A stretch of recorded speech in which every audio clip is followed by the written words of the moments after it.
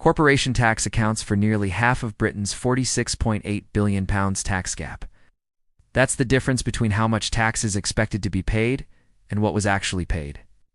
Latest figures from HM Revenue and Customs reveal the corporation tax gap made up 40% of the total UK gap in 2023 to 24, up from 33% 5 years ago. Corporation tax is charged on company profits in the UK. It's currently set at 25%.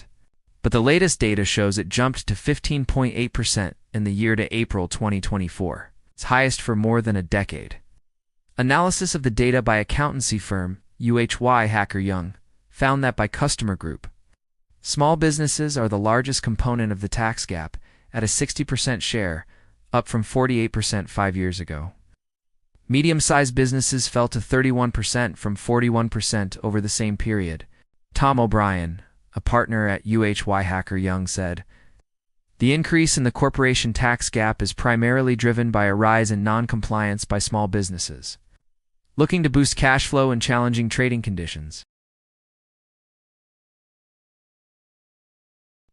Overall, the UK tax gap eased back from an upwardly revised £46.4 billion in 2022 to £23 billion in 2023 to 24.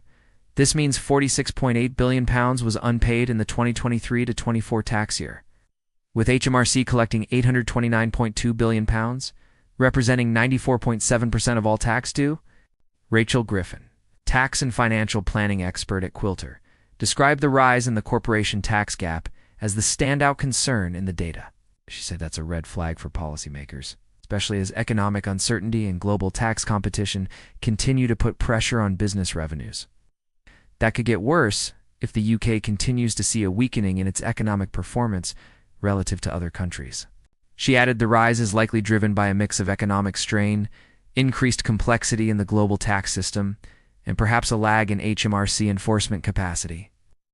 Another persistent pressure point is the UK's small business sector, which accounts for 2/3 of the corporation tax gap. This underscores the ongoing challenge of ensuring compliance in a large, diverse, and often under-supported part of the economy.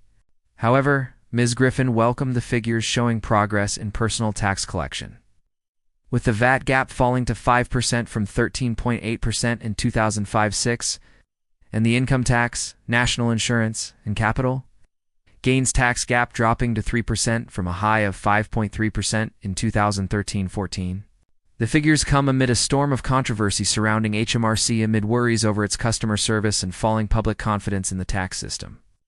Last month, HMRC was forced to admit defeat after its attempts to remove pension lifetime allowance charge for high earners were overturned in the courts.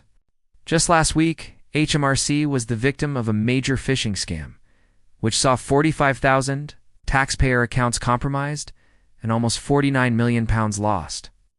Of the 45,000 affected customers, 2,500 had their accounts completely emptied. The stolen funds were transferred via 278 payments into 256 different bank accounts. While HMRC has recovered around £15 million of the stolen funds, the remaining £34 million is yet to be recovered.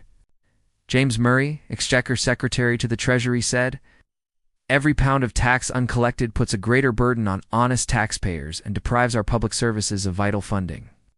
In our first year in office, we have set out plans to raise an extra £7.5 billion through the most ambitious ever package to close the tax gap.